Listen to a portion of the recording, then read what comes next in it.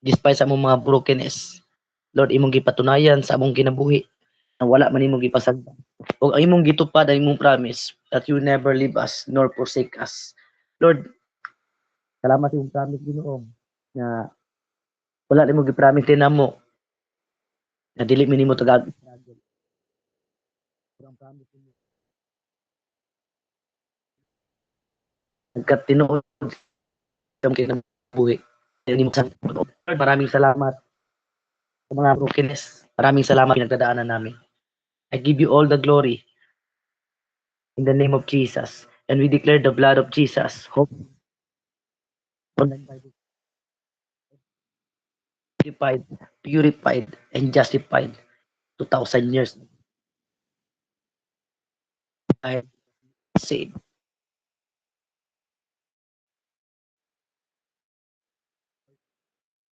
Maraming salamat sa kabutihan mo, Panginoon. Sa pangalan ni Jesus. Welcome po sa ating Bible study. Thank you so much for joining. No, lahat tayo ay dumaraan sa pangarap, sa babae, sa lalaki, o sa relasyon.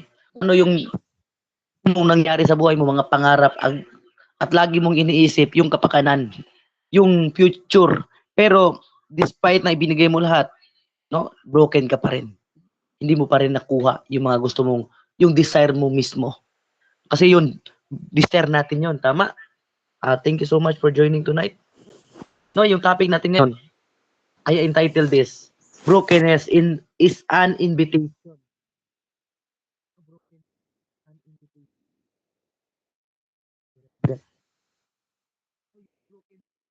Pinagdadaanan mo ngayon, yung brokenness na pinagdadaanan mo ngayon, imbitasyon para yan. Para isurrender mo yung buhay mo sa Panginoon.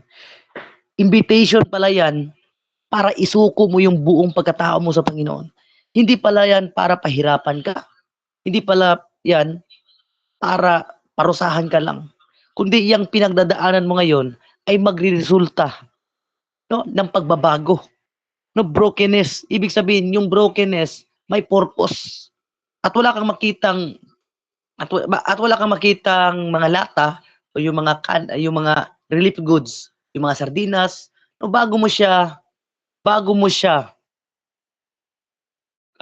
gagamitin, bago mo tatanggalin yung nasa loob, no, kailangan niya munang babasag. No, kailangan may masira muna sa takip sa taas. Kasi minsan yung takip, yun ang naging dahilan, no? Maybe nakatulong yun, pero useless pa rin yung produkto na yun kung hindi yun babasagin sa taas. Yung takip, kailangan matanggal yung takip. Kaya mostly sa atin, ang ginagamit natin is kutsilyo, no? Sinisira natin, binibroken natin yung takip para para magamit sa purpose. So minsan yung brokenness may good impact, pero wag tayong papayag, no, aabot tayo sa expiration date. Kasi yung brokenness natin may expiration yan. Pero yung brokenness mo, pag ginamit mo kaagad yan sa purpose, no, hindi ka maabutan ng expiration. Kasi yung brokenness, kasi yung takip mo sa buhay, yung mga sitwasyon mo sa buhay, no, pwedeng gamitin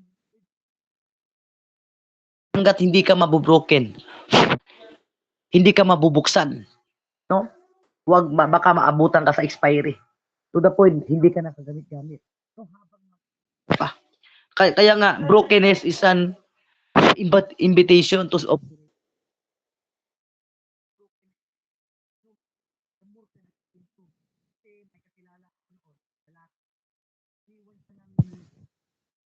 kasintahan niya, boyfriend niya, ay iniwan siya ng girlfriend niya. Kasi nga, sobrang taba niya, no? Parang nagkakaroon siya ngayon ng iniwan siya dahil mataba siya, sobra talagang mataba, pero may pera siya. No, yung negosyo niya lugi. So, ang nangyari ngayon, wala na siyang maipagmalaki kasi nga, no, bumagsak yung negosyo nila. So, nakita niya ngayon na yung habol ng girlfriend niya pala, pera na lang. So, grabe yung brokenness. Alam niyo ba, despite sa brokenness na nangyari sa kanya, naka-respond siya ng maayos. No, na-handle niya ng maayos. Pag na-handle mo ng maayos yung brokenness na pinagdadaanan mo ngayon, no?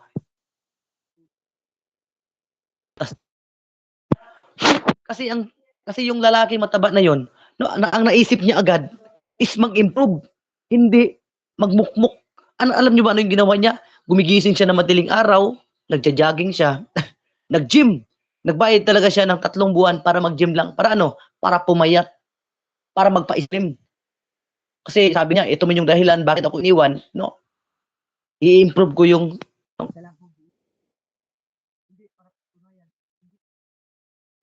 Improve, kundi i-improve mo yung sarili mo. No? Through that improvement, no? Kaya maipo-prove mo na may something na nabago sa'yo. At napansin ko rin sa mga babae, pag nabubroken yan,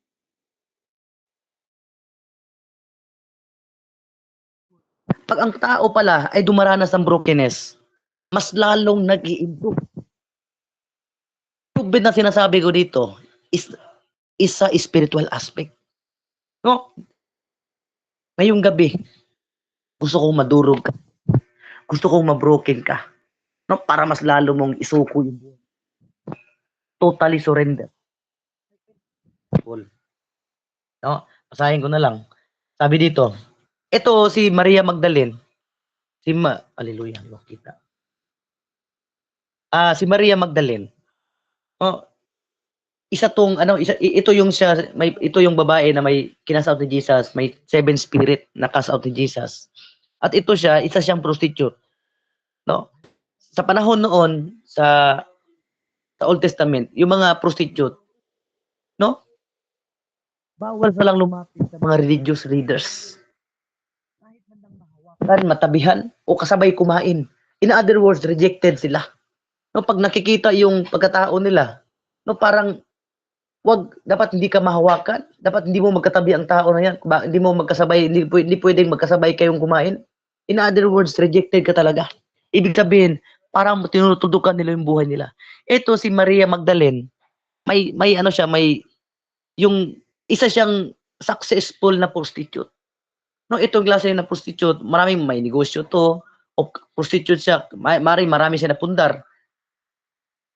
Kahit marami siya napundar, no, nasira yung reputasyon niya, nasira yung dignity niya, nasira yung pagkatao niya. So, ibig sabihin,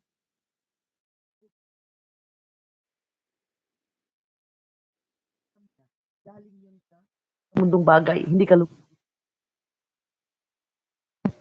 no, pagod na siya. nawala na nawalan siya ng pag-asa to the point no, kahit pera niya hindi kaya magpasaya sa kanya. At kaya ang nangyari dito, habang nandun siya sa bahay ni Simon, isa yung Pariseo, na pumunta siya, nung nalaman niya, nandun si Jesus sa Betanya, no? May dinala siyang, ang tawag nito, yung jar, perfume, alabaster jar. So, ibig sabihin, no, bibigyan ko yun ng ang alabaster jar, isa yan sa mga, parang mahamahalin na bato, kahit jar lang siya, di ba, sino sa inyo dito, pag bumili ka ng perfume, tinatago mo yung lagayan ng perfume. Di ba, pagkatapos mo bilhin yung perfume, ang ginagawa natin, tinatapo natin yung perfume. Tama? Pero itong alabaster jar, no, hindi basa-basa itatapon to. No, pwede mong gawing investment o collection kasi nga may value. So, ibig sabihin, kahit alabaster, kahit container to, no, may halaga, may value. Hindi basta-basta. Pwede kang maging milyonaryo pag ito yung negosyo mo. Kung sa panahon natin ngayon, parang yung mga yung mga karaan nga antique. Ito yung mamamahalin yan. Andun yan sa ngayon sa museum.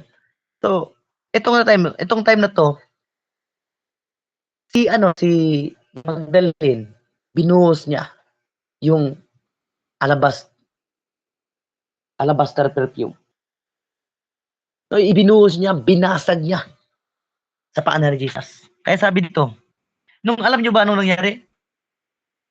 Nung binasag niya sa paa ni Jesus, ito yung nangyari. Nagalit ang mga tagasunod ni Jesus. Nang makita ito, sinabi nila, bakit niya sinayang ang pabangong iyan? Maipagbibili sana iyan ng malaking halaga at maibibigay sa pera sa mga mahirap. No? Nasayangan ang mga disciple. Pero ang sabi ni Maria Magdalene, wala akong pakialam. No, wala akong pakialam kung mabuhos ko 'to sa paanan ni Jesus, dahil alam ko kung sino yung binubuhusan ko. Dito mo makikita, puwede palang kasama mo puwede palang kilala mo si Jesus, pero hindi mo talaga nakikilala si Jesus. No, aside sa nakilala mo yung pangalan niya, hindi mo nakilala kung ano ang value niya. No, si Mary Magdalene, alam niya kung ano yung value, kung sino yung binubuhusan niya sa paa. Amen?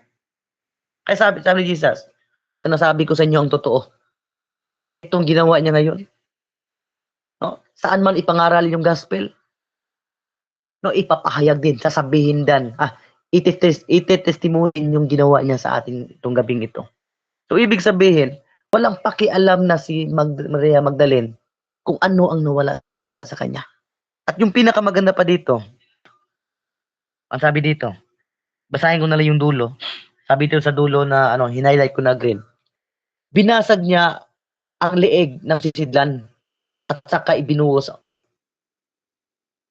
ulo ni Jesus. Grabe. No, binasag niya bago niya binuhos. No, hindi niya iningatan yung, no, kasi sa panahon nila pag isang bagay, pag may ano na, may biak na, so ibig sabihin bumababa ang value. Kaya Magdalene, hindi niya inisip, di bale na masira ito. Galing naman to sa makamundong bagay. Hindi ko na dapat pahalagahan pa. In other words, hindi niya na pinapalagan pa ang dati niyang buhay. No, yung alabaster jar na akala niya nung noon para sa kanya, yun ang pinakamahalaga. Ininvest niya. Isa yun sa mga income niya na napundar niya sa pagiging prostitute noon. Pero binasag niya kasi iniisip niya, wala namang kwenta lahat to. Ito yung dati kong buhay, babasagin ko na to. At i-offer ko kay Jesus. No, i-offer ko sa Panginoon lahat ng meron ako. No, hindi na mahalaga sa akin kung anong meron ako. Oras, ibibigay ko to sa Panginoon. Yung buhay ko, yung pagmamahal ko, yung talent ko, yung gift ko, ibibigay ko sa Panginoon. Sa Panginoon to, hiram lang to. No, she is broken that time. At kaya naggalit yung mga Pariseo, ano yung mga disciples, ang mahal niyan, binasag mo lang. Itinulong na lang sana sa mahirap ng sagot ni Jesus. Hindi nyo alam. Alam niya kasi kung sinong binubuhusan niya.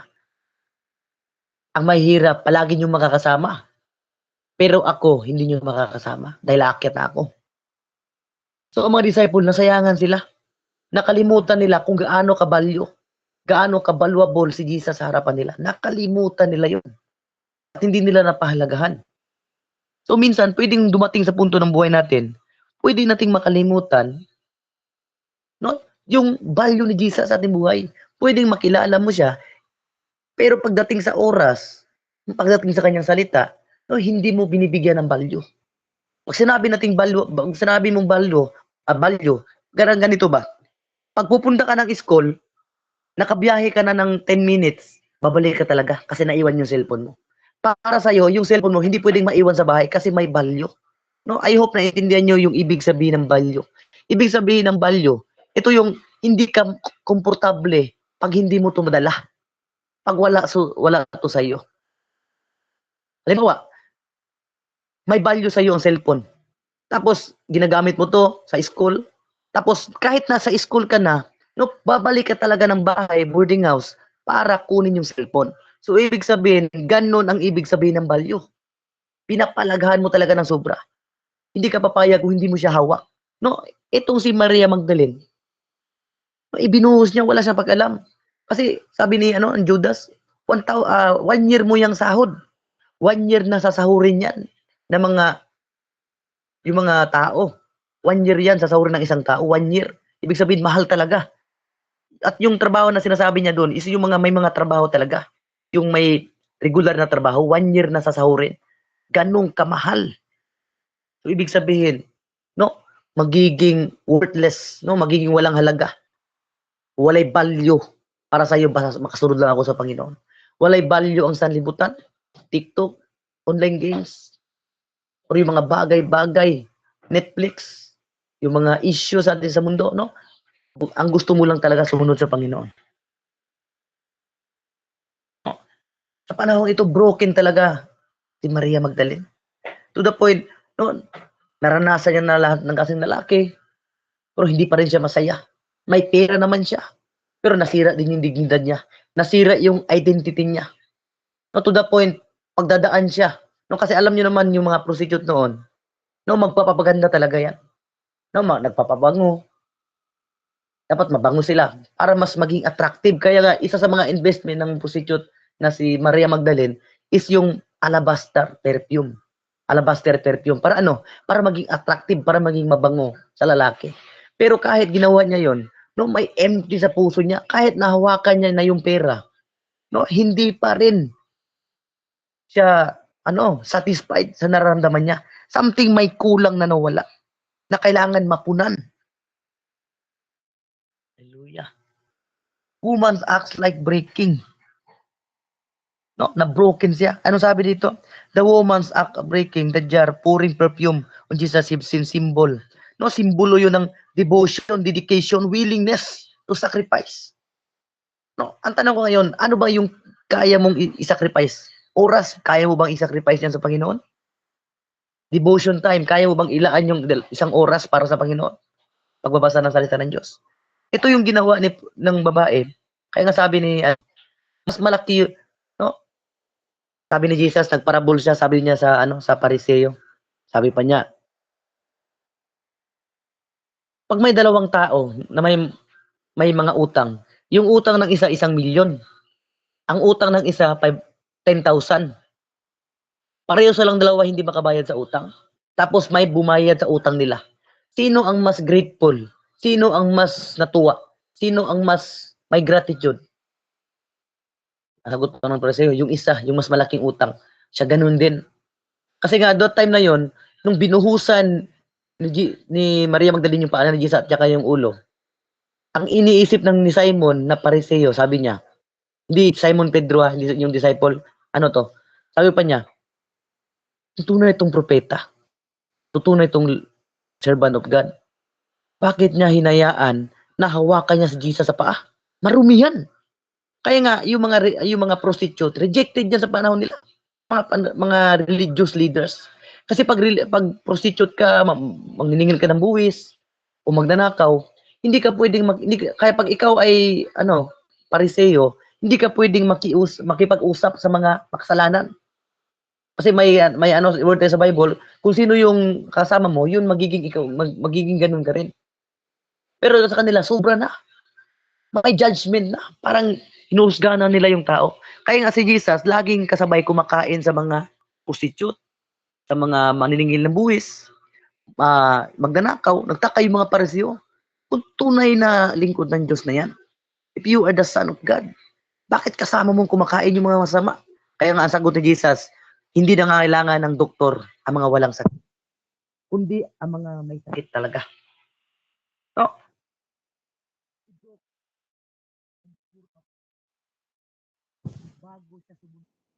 Bago niya itinuhos yung sacrifice, yung oil, yung perfume.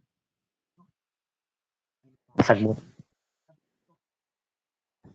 Sa gabing ito, kailangan may mabasag sa'yo.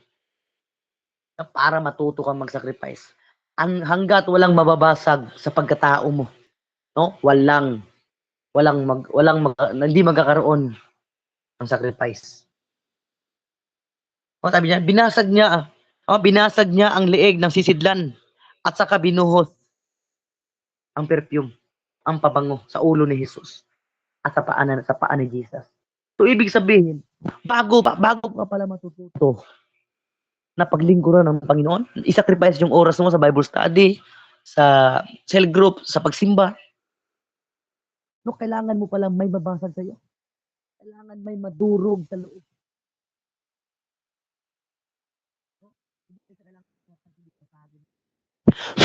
Yung mga bagay na hindi nakakatulong sa'yo, kailangan mabasag yan ngayon. No? Ito yung reaksyon ni Judas. Sabi niya, sayang. Kasi malaking halaga talaga yun. Binigay mo sa mahirap. No, hindi niya iniisip kung sino yung kaharap niya, si Jesus. At ito yung mga symbol of value. and importance. Yung alabaster jar, ang ibig sabihin diyan, value, yung may halaga, may importansya. Pero itong napundar ni Maria Magdalene, galing sa prostitution. So, ibig sabihin, no, sabi niya, galing to sa kalokohan. Lahat ng naipundar ko, palpak. Lahat ng naipundar ko, walang silbi yun. No, babasagin ko to. Isa-sacrifice ko to sa iyo, Panginoon. Isusurrender.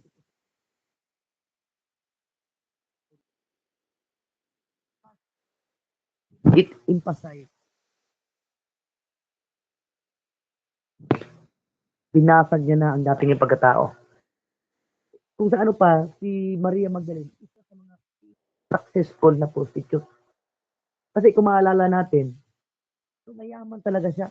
At hindi ka makakabili ng ganitong kamahal na produkto kung hindi ka mayaman.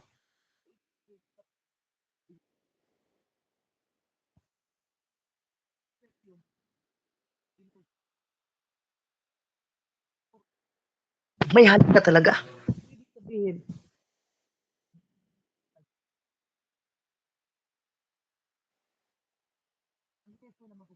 dito, ang lesson na makukuha natin dito, dapat matuto tayo mag-sacrifice. Ibig sabihin ng sacrifice, ito yung mga bagay na pinaghirapan mo. Ito yung mga bagay na akala mo tama. Ito yung mga bagay na akala mo dito ka masaya. No, isa-sacrifice mo yan yung kaligaya.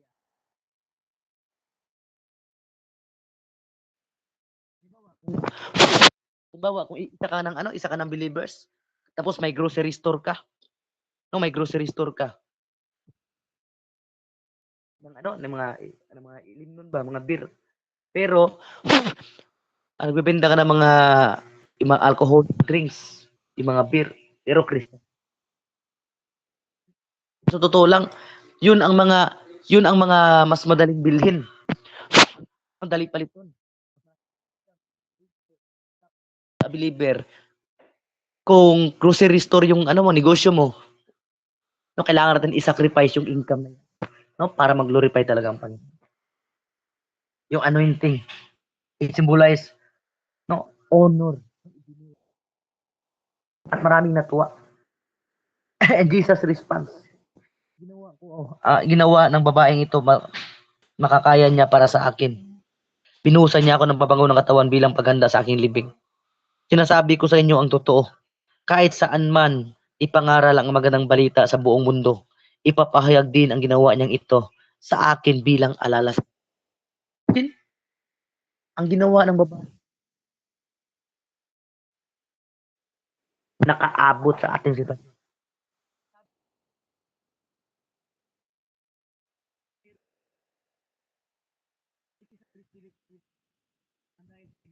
Magdalene, naisulat pa rin. This woman is actually broken. No, basag siya. No, she is laughing outside. No, masaya sa paningin ng tao, successful, pero nasira yung dignidad niya. No, may iyak sa loob ng puso. Yung iyak na yan, hindi alam ng pamilya niya. No, ang akala ng tao successful siya, masaya na siya. Pero she is broken inside. Kaya nga nung lumapit siya kay Jesus, na-realize niya, he is a Messiah. Ibig sabihin, yung prostitute, na darating yung Messiah na magliligtas sa kanila. At nung nalaman niya, nandito na sa harapan ko, lumuhod siya at umiyak.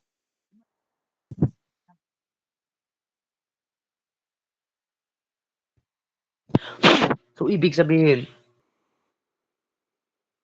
kailangan mo ngayong surrender lahat ng mga importante sa iyo na hindi nakakatulong sa iyo. Minsan may mga importante sa atin na hindi na pala nakakatulong sa atin. May mga bagahe tayo sa buhay na nakakatulong sa atin. And always remember, yung salitang broken,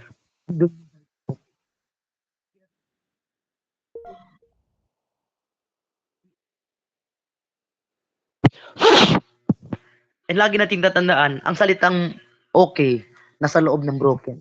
Parang sinasabi mo ngayon, okay lang.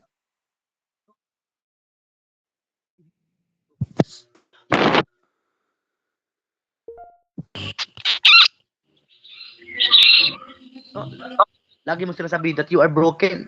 Lagi mo sinasabi, okay lang ako. No, isang malaking sampal, isang malaking sabi, okay lang ako. Totoo, hindi pala. No, kung tumatawa ka sa panglabas, pero broken ka sa loob, hindi ka na maayos. Itong babae ito, si Maria Magdalene, napagod na siya sa pakapapanggap. Alam niya sa sarili niya, may sira sa loob. Kung ikaw yung driver sa motor, ikaw yung may-ari ng motor, alam mo talaga sa loob na may nasisira. No, hindi alam ng iba na may nasisira sa loob. Pero habang nagmamaneho ka ng motor mo, ikaw mismo, alam mo 100% na may hindi maganda nangyari sa buhay mo. No, rise up. We are all broken people. No, lahat tayo broken. Kailangan yung brokenness yan. Dapat inaalaw ng Panginoon na madurog ka.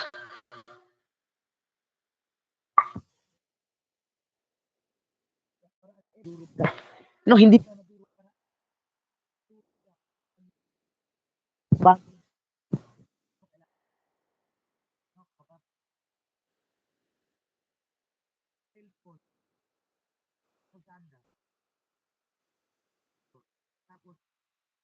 Ipit pa sa truck. Ayusin yun. Hindi mo na kailangan ayusin yung basag na basag. Ang kailangan mo, bagong cellphone. Bagong simula. No, kaya that's why ang Panginoon, inaalaw niya yung sitwasyon. Inaalaw niya yung mga pangyayari sa buhay na hindi maganda. No, para masira ka talaga. Pag dumating sa punto na masisira ka, no, ikaw na yung magde-decide ng gusto mo ng panibagong buhay. Kasi yung dati mong buhay, hindi na maayos-ayos kasi sobrang sira na. No, God intended it for good. No, inalaw ng Panginoon na masira ka talaga. Hindi para sa ikapahamak mo, kundi para sa ikabuti mo, para sa ikaganda ng destinasyon mo. Kasi ganito, pag ang cellphone nasira lang, pwede mo pang ipaayos. Mananatili ka sa cellphone sira. No, nagagamit mo pa rin, pero sira na siya. Pero inaalaw ng Panginoon na mabasag talaga ang cellphone. Para ano? Para ikaw na mismo ang magsasabi, hindi, iwan ko na to. Kailangan ko na bumili ng bagong cellphone. In other words, kailangan ko na bumili. Kailangan ko nang magkaroon ng bagong buhay. Kung dati kang nanigarilyo, iniiwan ko na yun. Dati ka nag-online ng games, bibitawan ko na yun, Panginoon. Babasagin ko na simula sa araw na to yung mga pagtitiktok. Yung mga issue natin mga issue na dito sa buhay. Lord, babasagin namin sa gabing ito. And let us pray. So, kailangan natin manalangin.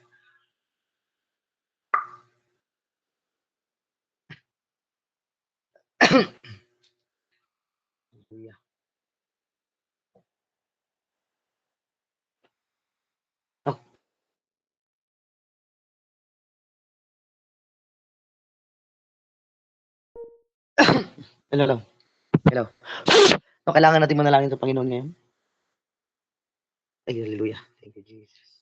Wala. Natay prayer. No, may prayer tayo ngayon. Katulad tayo ni Maria Magdalene. Ating sitwasyon ngayon.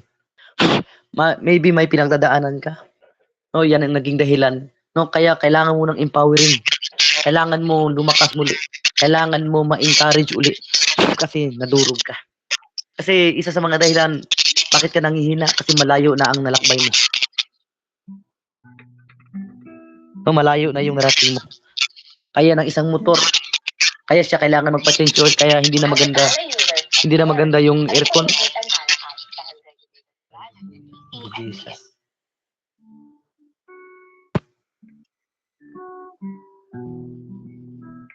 Okay lang ba ipiyong yung mata ron? And always remember ang kinabuhi ni Maria Magdalene. No, isa siya sa naging number one witness sa pagkabuhay muli ni Jesus. Kaya sabi niya, I seen the Lord. No, nakita ko ang Panginoon. Siya yung isa sa naging evangelist na babae. No, dating prostitute, dating dating nire-reject, pababa ang tingin, pero ginamit ng Diyos. Gustong ayusin ng Panginoon yung ito. Dahil gusto niyang maayos yung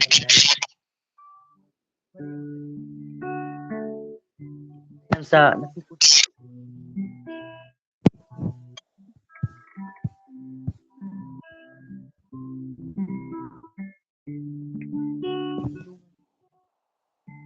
may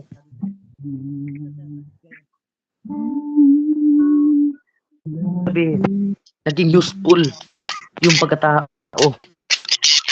Noon dating yung dating pagkatao niya tama. At na-align niya yung buhay niya. At ang prayer natin ngayon, prayer for spiritual growth. Basahin niyo ang nasa screen. Lord, break me. Sabihin mo ngayon sa Panginoon. Sabihin mo, Lord, basagin mo ako. Lord, gusto kong may madurog sa akin. Panginoon, basagin mo yung mga pangarap ko na hindi ka kasali. Basagin mo, Panginoon, yung mga plano ko na ikakapahamak ko. Basagin mo lahat ng desire ko, Panginoon. Because we believe, Lord, tama sa mangga, kailangan magkaroon muna ng brokenness para lalabas yung bagong tubo. Lalabas ang similya. Na every time lalabas yung similya, may mabubroken, may masisira. Lord, basagin niyo po kami sa gabing ito. Takpan mo kami, Panginoon. Gusto naming lumago sa spiritual. Palakasin niyo kami, Panginoon, diba?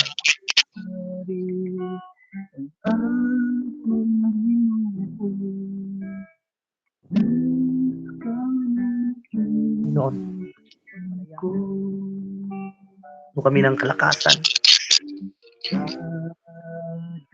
Gaya ng isa, bago makuha yung katas, kailangan niya munang ihulog mula sa taas. Pag nahulog na, buakon pa.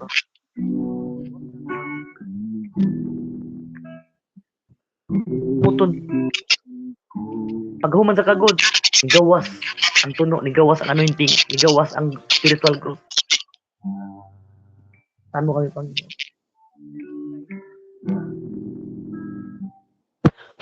Kuminsan ang parusa, minsan ang disiplina ay nagdudulot ng mabuti para magbago kami, Panginoon. Maraming salamat po. Minister the heart of your people.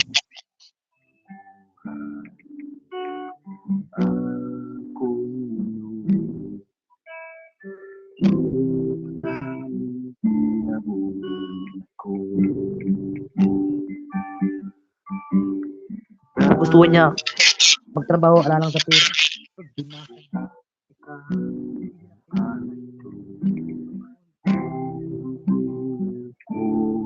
Value, pero Panginoon, siyang pakialam sa halaga ng job. Because, para sa kanya, Panginoon, walay pulos tanan yung pag-antos sa mga pangkalibutan niya. Lord, maraming